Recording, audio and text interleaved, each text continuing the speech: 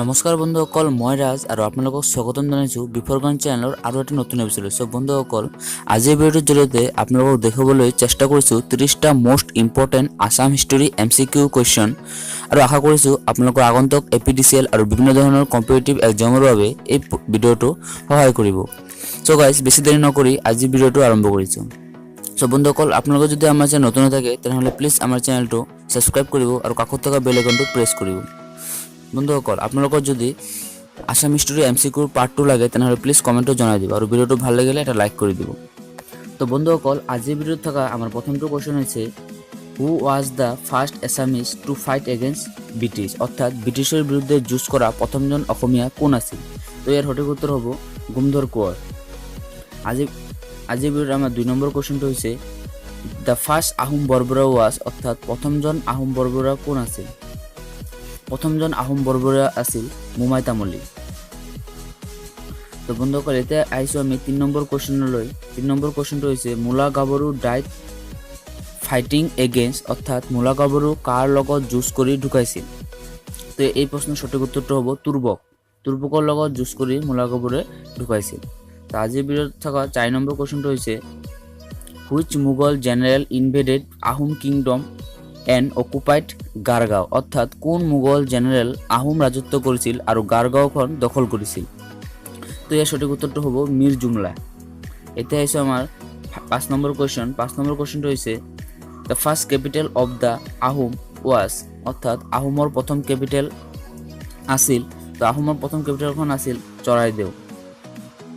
তো আজিৰ ভিডিঅ'ত থকা 6 নম্বৰ কুৱেশ্যনটো হৈছে when did Ahom entered in the Brahmaputra valley, Ahom কেতিয়া ব্ৰহ্মপুত্ৰ ভেলীত সোমাইছিল? তো ইয়াৰ সঠিক উত্তৰটো হ'ব 1228 AD, অৰ্থাৎ ডিকেড। আজিৰ ভিডিঅ'ত থকা আমাৰ 7 নম্বৰ কুৱেশ্যনটো হৈছে in which year the battle of Saraighat was fought, শৰাইঘাটৰ ৰণ কেতিয়া হৈছিল? তো শৰাইঘাটৰ ৰণ হৈছিল 1671 চনত। 8 নম্বৰ কুৱেশ্যনটো হৈছে Badan Borphukan was the governor of, অৰ্থাৎ বদন বৰফুকন ক'ৰ গভৰ্ণৰ আছিল? তো এই প্ৰশ্নৰ সঠিক উত্তৰ হ'ব বদন বৰফুকন কামৰূপৰ গভৰ্ণৰ আছিল। 9 নম্বৰ কুৱেশ্যনটো হৈছে in which year the treaty of Ghilajhari Ghat signed, অৰ্থাৎ ঘিলাঝাৰী ঘাট সন্ধি কেতিয়া স্বাক্ষৰ হৈছিল? তো ঘিলাঝাৰী সন্ধি স্বাক্ষৰ হৈছিল 1663 চনত। 10 নম্বৰ কুৱেশ্যনটো হৈছে দ্য আহোম ইণ্টাৰ্ড আছাম থ্ৰু, আহোম কেনেকৈ অসমত সোমাইছিল? এই প্ৰশ্নৰ সঠিক উত্তৰটো হ'ব পাটকাই পৰ্বত, অৰ্থাৎ পাটকাই পাছ পাৰ হৈ আহোমে অসমত সোমাইছিল। 11 নম্বৰ কুৱেশ্যনটো হৈছে in 1563 the treaty of Majuli was settle between the Koch king Naranarayan and Ahom king, who was the Ahom king, অৰ্থাৎ 1563 চনত মাজুলী সন্ধি দুটা ৰজাৰ মাজত হৈছিল। এটা হ'ল কোচ ৰজা নৰনাৰায়ণ আৰু এটা আছিল Ahom king. Who was the Ahom king, অৰ্থাৎ আহোমৰ ৰজাজনৰ নাম কি আছিল? তো আহোমৰ ৰজাজনৰ নাম আছিল চুকাম্ফা, অৰ্থাৎ D নম্বৰ অপশ্যনটো। 12 নম্বৰ question in which year king Naranarayan died, কোনটো বছৰত ৰজা নৰনাৰায়ণৰ মৃত্যু হৈছিল? তো ইয়াৰ সঠিক উত্তৰটো হ'ব 1587 চনত ৰজা নৰনাৰায়ণৰ মৃত্যু হৈছিল। তো বন্ধুসকল, ভিডিঅ'টো ভাল লাগিলে এটা লাইক কৰি দিব। 13 নম্বৰ কুৱেশ্যনটো হৈছে হু ৰোট তুংখায়া বুৰঞ্জী, তুংখায়া বুৰঞ্জী কোনে লিখিছিল? তো এই প্ৰশ্নৰ সঠিক উত্তৰ হ'ব শ্ৰীনাথ বৰবৰাই তুংখায়া বুৰঞ্জী লিখিছিল। 14 নম্বৰ কুৱেশ্যনটো হৈছে in which place the first battle fought by the Ahoms against the Mughals, Ahom মোগলৰ মাজত যুঁজ হোৱা প্ৰথম ঠাইখনৰ নাম কি? তো আহোম মোগলৰ মাজত যুঁজ হোৱা প্ৰথম ঠাইখনৰ নাম হৈছে ভৰালি, B নম্বৰ অপশ্যনটো ভৰালি। আমাৰ 15 নম্বৰ কুৱেশ্যনটো হৈছে Piyoli Phukan was hanged in the year, Piyoli ফুকনক কেতিয়া ফাঁচি দিয়া হৈছিল? পিয়লি ফুকনক ফাঁচি দিয়া হৈছিল 26 জুলাই 1830, অৰ্থাৎ B নম্বৰ অপশ্যনটো হ'ব ইয়াৰ সঠিক উত্তৰ। 16 number question which Ahom Swargadeo bill the temple of Umananda, কোনজন আহোম স্বৰ্গদেউ উমানন্দ মন্দিৰ নিৰ্মাণ কৰিছিল? আৰু বন্ধুসকল, আপোনালোকে জানিব যে উমানন্দ মন্দিৰখন এছিয়াৰ আটাইতকৈ সৰু আইলেণ্ড। তো এই প্ৰশ্নৰ সঠিক উত্তৰ হ'ব গদাধৰ সিংহই উমানন্দ টেম্পলখন নিৰ্মাণ কৰিছিল। 17 নম্বৰ কুৱেশ্যনটো হৈছে in which year Assam region was separated from Bengal territory and was put under a chief commissioner, অৰ্থাৎ কেতিয়া অসম অঞ্চলটোক বেংগল অঞ্চলৰ পৰা পৃথক কৰা হৈছিল আৰু কমিশ্যনাৰৰ অধীনত অনা হৈছিল। তো ইয়াৰ সঠিক উত্তৰটো হ'ব 1874, ইয়াৰ সঠিক উত্তৰ। 18 number question the shape of the coin of Ahom region. Ahom ৰিজনত কয়েনৰ শ্বেপ কেনেকৈ আছিল? তো বন্ধুসকল, আহোম ৰিজনত কয়েনৰ শ্বেপবোৰ আছিল অক্টাগনাল, অৰ্থাৎ অক্টাগনাল মানে হৈছে আঠকোণীয়া কোণ থকা এটা মুদ্ৰা। 19 নম্বৰ কুৱেশ্যন হৈছে from which of the following places the Ahom came. Ahom কোনখন ঠাইৰ পৰা আহিছিল? তো এই প্ৰশ্নৰ সঠিক উত্তৰ হ'ব মংমাও ইন চাইনা। ডি নম্বৰ অপশ্যনটো হ'ব ইয়াৰ সঠিক উত্তৰ। 20 number question who built Joydoul on the bank of Joysagar tank. Joysagar নদীৰ তীৰত কোনে জয়দৌল নিৰ্মাণ কৰিছিল? তো এই প্ৰশ্নৰ সঠিক উত্তৰ হ'ব ৰুদ্ৰসিংহই নিৰ্মাণ কৰিছিল। 21 নম্বৰ কুৱেশ্যনটো আছিল কিং বিশ্বসিংহ ফাদাৰ ৱাজ, অৰ্থাৎ ৰজা বিশ্বসিংহৰ দেউতা কোন আছিল? তো এই প্ৰশ্নৰ সঠিক উত্তৰ হ'ব হাৰিয়া মণ্ডল, অৰ্থাৎ অপশ্যন চিটো হ'ব ইয়াৰ একদম সঠিক উত্তৰ। 22 number question from whose region was Sanskrit language use on Ahom coins. Sanskrit ভাষা কেতিয়া আহোমৰ মুদ্ৰাত ব্যৱহাৰ হৈছিল? তো এই প্ৰশ্নৰ সঠিক উত্তৰ হ'ব অপশ্যন ডি, অৰ্থাৎ ৰুদ্ৰসিংহ ৰজাৰ দিনত। ৰুদ্ৰসিংহ ৰজাৰ দিনত সংস্কৃত ভাষাখন আহোমৰ মুদ্ৰাত ব্যৱহাৰ হৈছিল।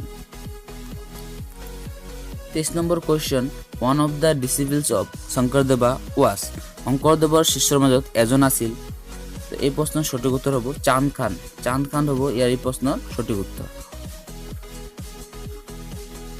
24 নম্বৰ কুৱেশ্যনটো হৈছে who was the progenitor of the Koch, অৰ্থাৎ কোচ জনজাতিৰ পূৰ্বজ কোন আছিল?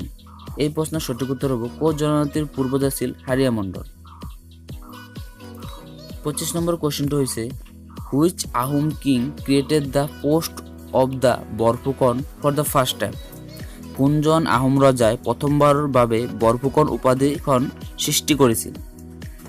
তো এই প্ৰশ্নৰ সঠিক উত্তৰ হবে অপশ্যন চি প্ৰতাপ সিংহই প্ৰথমবাৰৰ বাবে বৰফুকন উপাধিখন সৃষ্টি কৰিছিল।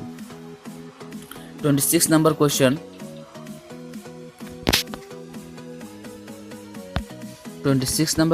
Which Ahom king created the post of the Borpatra Gohain. কোনজন আহোম ৰজাই বৰপাত্ৰ গোহাঁই উপাধি স্থাপিত কৰিছিল? তো এই প্ৰশ্নৰ সঠিক উত্তৰ হ'ব চুহুংমুং, অৰ্থাৎ অপশ্যন ডি হ'ব এই প্ৰশ্নৰ সঠিক উত্তৰ। 27 নম্বৰ কুৱেশ্যন বন্ধুসকল, আপোনালোকৰ যদি ভিডিঅ'টো চাই ভাল লাগে তেনেহ'লে এটা লাইক কৰিব, কাৰণ আপোনালোকৰ এটা লাইকে আমাৰ নতুন নতুন ভিডিঅ' বনোৱাৰ অনুপ্ৰেৰণা যোগায়। তো 27 নম্বৰ কুৱেশ্যনটো হৈছে Ratnamala compile by Purushottam Vidyasagar is a work on, অৰ্থাৎ ৰত্নমালা সংকলিত পুৰুষোত্তম বিদ্যাভাগী যুক্ত আছিল অপশ্যন ডি গ্ৰামাৰৰ সৈতে জড়িত আছিল। 28 number question Bhaskar Barman issue the famous Nidhanpur copper plate grant after the battle. Bhaskar Barman কোনখন যুঁজৰ পিছত বিখ্যাত নিধানপুৰ কপাৰ প্লেট ইছ্যু কৰিছিল? তো এই প্ৰশ্নৰ সঠিক উত্তৰখন হ'ব অপশ্যন বি, অৰ্থাৎ কৰ্ণ সুবৰ্ণা হ'ব ইয়াৰ সঠিক উত্তৰ। 29 number question which Ahom king was popularly known as Bamuni Konwar. কোনজন আহোম ৰজাক বামুণী কোঁৱৰ হিচাপে জনা যায়? তো ইয়াৰ সঠিক উত্তৰখন হ'ব চুদাংফা হ'ব অপশ্যন ডি খন হ'ব ইয়াৰ সঠিক উত্তৰ Sudangpha. 30 number question in 1585 Koch kingdom was visited by an English traveller what was his name. 1985 চনত কোচ ৰাজ্যটো ইংৰেজ ভ্ৰমণকাৰীৰ দ্বাৰা পৰিদৰ্শন কৰা হৈছিল। তেওঁৰ নাম কি আছিল? তেওঁৰ নাম আছিল ৰাল্ফ ফিটজ, অৰ্থাৎ বি নম্বৰ অপশ্যনটো ৰাল্ফ ফিটজ আছিল তেওঁ ভ্ৰমণকাৰী পৰিদৰ্শন কৰা মানুহজন। 31 নম্বৰ কুৱেশ্যনটো হৈছে in January 1663 treaty of Ghilajhari Ghat was sign by Ahom with the Mughal commander. অৰ্থাৎ এই মোগল কমাণ্ডাৰৰ নাম কি হ'ব? তো এই মোগল কমাণ্ডাৰৰ নাম আছিল মীৰ জুমলা, অৰ্থাৎ option C number Mir Jumla আছিল এই মোগল কমাণ্ডাৰখন। 32 নম্বৰ কুৱেশ্যনটো হৈছে Thapita Sanchitra the term use by the Ahom to the Thapita Sanchitra এই টাৰ্মখন আহোমে ইউজ কৰিছিল কোনখন ৰজাৰ দিনত? তো এই প্ৰশ্নৰ সঠিক উত্তৰ হ'ব অপশ্যন বি চুতীয়া কিং, অৰ্থাৎ চুতীয়া ৰজাৰ দিনত এই টাৰ্মটো ব্যৱহাৰ কৰা হৈছিল।